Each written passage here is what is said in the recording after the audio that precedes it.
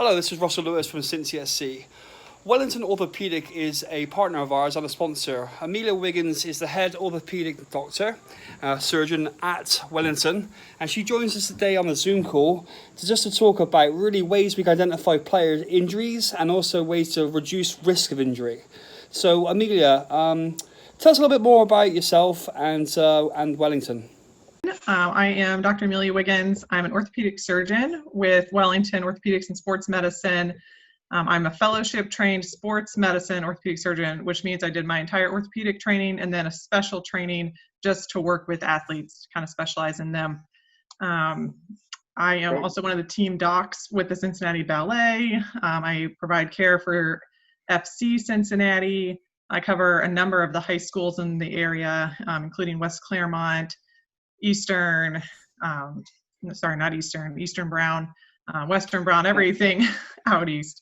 And then beyond that, I was a soccer player growing up, so I have some personal experience too. I started playing soccer when I was 7, quickly moved into the competitive realm when I was 9, and began traveling all over. Played college soccer. I went to the University of Louisville on a soccer scholarship to play Division I. Unfortunately, I ended up tearing my ACL 3 times, 3 years in a row. Wow. So that quickly ended my soccer career at U of L, but then I joined the rowing team. They took on my scholarship, and I actually ended up being an All-American rower at U of L. Wow. So it's kind of a pretty amazing journey. And then through all of my surgeries, I spent a lot of time with my orthopedic surgeon, and it just kind of, my life took it from there. So Great. Here I am. Sounds like you saw on both sides. You see it behind the surgery side of it, and you see it as an athlete as well. So you got both sides of the story, which is great. Yeah. So which brings me on to a couple of questions we had. The first one really is about asking about common injuries. So which common injuries should our parents, our coaches, and players be looking out for with soccer? Yeah, soccer. One of the most common injuries is actually concussions. Female soccer players actually have one of the highest rates of concussions, right up there with football, and sometimes even surpassing football. So we don't often think about concussion with soccer, and we don't often ask our kids, are you dizzy? Did you hit your head there? Sure. So that is one to definitely for parents to be aware of, that they need to be aware that, their kids could be at risk for concussion. We need to watch for those signs. Beyond that, typical ankle sprains, knee sprains, groin injuries is a big one with soccer because you're sprinting a lot and then kicking the ball really hard. So you see a lot of kids with groin injuries or hip flexor strains. Sometimes overuse, some kind of overuse injuries as well, right? Yeah, overuse like patella tendonitis, you'll see that a lot. Or in the heel of kids, a lot of times kids will have heel pain. You call that Sever's disease if they still have their growth plate there. Where those tendons and the muscles just get too tight and start pulling on the bone. It causes a lot of inflammation in the area. So there's quite a few things, that your kids will probably experience. A big part of what we try and do is prevention. So we, what kind of things away from the field? So obviously at training, we can do stuff on the field, but really at home, what sort of things can our parents try and persuade their kids to do at home to prevent injuries?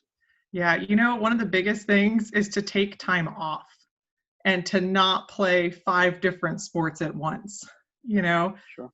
Kids really need a wide variety of sports. So not playing the same sport year round, we do see that if you specialize in a sport early on, you are more prone to get overuse injuries because you're not giving those muscles a break. So we actually encourage kids to play soccer in the fall, basketball in the winter, volleyball, and, do track. You do some different sports that use different muscles to give, your soccer muscles a break. Outside of that, you said really you mentioned about watching for anxiety, which for anxiety, and there's players are 3 times as likely to be to get injured if they have anxiety about getting injured. Yeah, that was an interesting study that came out. They gave NCAA athletes a questionnaire before their season and asked, if they were experiencing any anxiety or depression symptoms. And then throughout the season, they tracked their injuries, and it was clinically significant that if an athlete was anxious about getting injured, they were 3 times more likely to actually get injured. And so you kind of think about, well, why is that? Is that because they're fearful? Are they not going into tackle strong enough because they're afraid to get hurt? Or are they aware that something wasn't right with their body, that they weren't getting addressed? So the mental health behind sports and athletes really, it goes a long way. And I think we're just now tapping into that. Sure.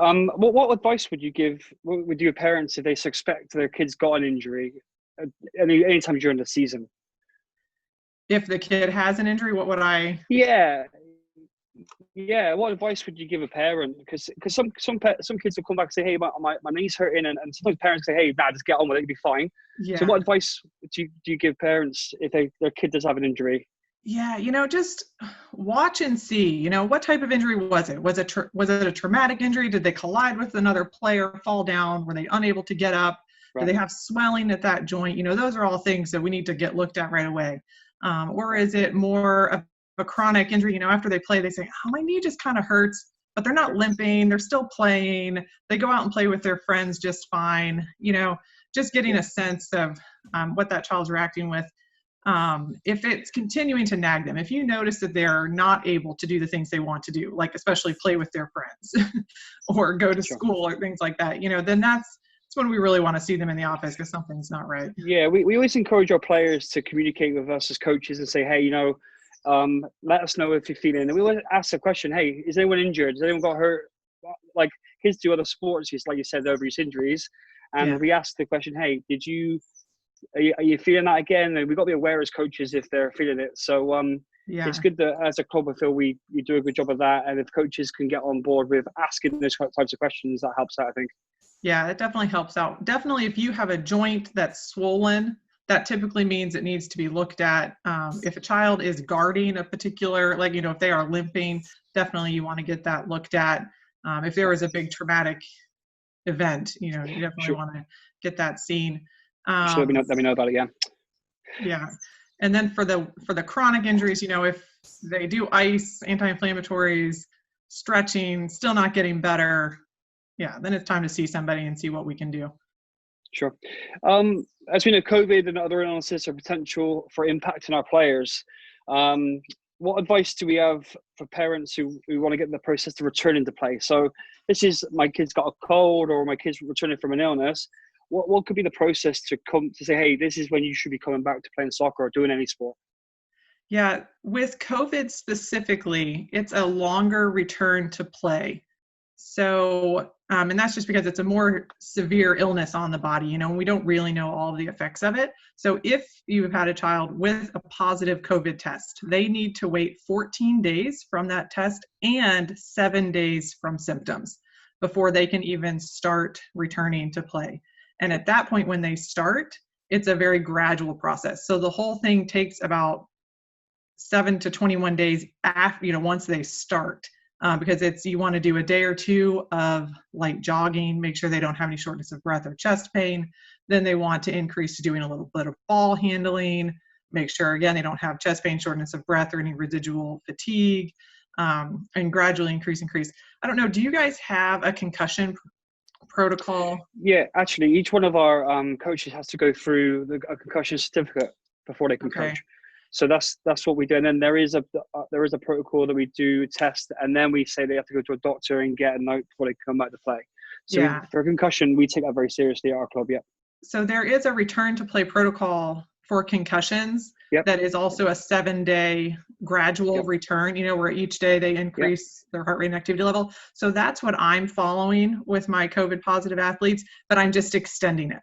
Instead of the 7 days, I'm doing 10 to 14 days. And I think that'll be pretty good. But COVID, a true positive symptomatic COVID, you can have fatigue for months, and there really might be some chest, some lung and heart issues that need to be looked into. So if a child, truly had, severe COVID case, things like that, you want to really take it slow and make sure that you've seen the appropriate specialists before moving forward. This next question is really for me and the coaches, because I go back and forth with this with our coaching staff, and it really is talking about static stretches before and after training. Coach education that I've been on said that, hey, stretching before sessions is not necessary. It's more after training sessions to get rid of lactic acid in your muscles.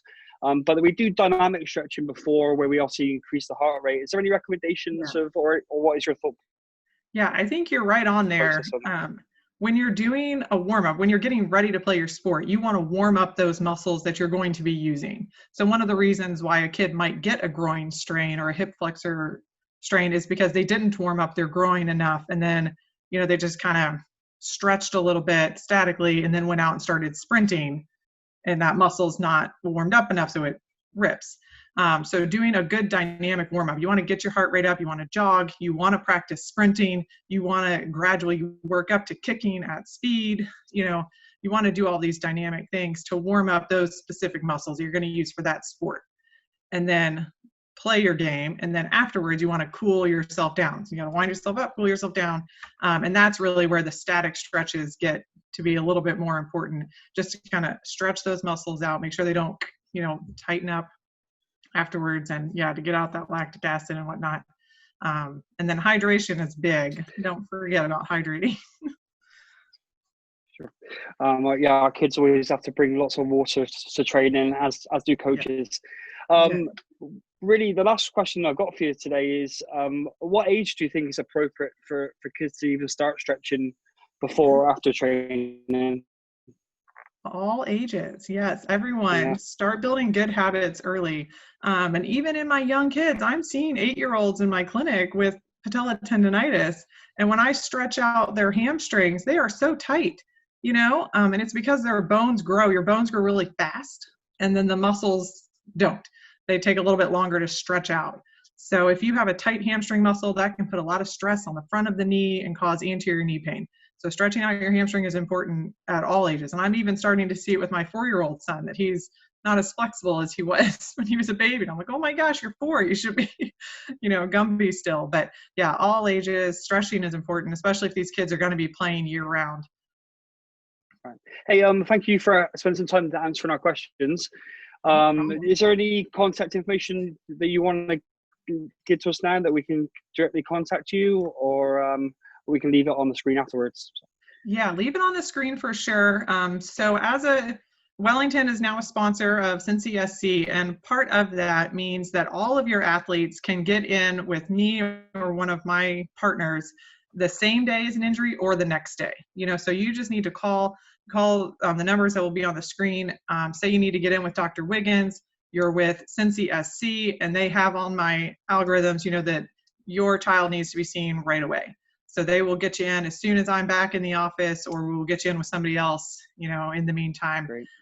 So that's definitely something that we offer for you. And then in addition to that, we have an after hours clinic that's open for everybody. So that's at our Anderson office on 5 Mile from 5 to 9 p.m. It's open, should be every evening. Right now the hours are a little bit spotty with all the COVID stuff, but typically 5 to 9. And that's just for anyone. You can walk in any age, you know, treat it as an urgent care, but orthopedic specialized. And then from there, they set you up with, you know, the provider you need to. So. Great. Hey, thank you again so much for spending your afternoon with us, and we'll try and do this again at some point.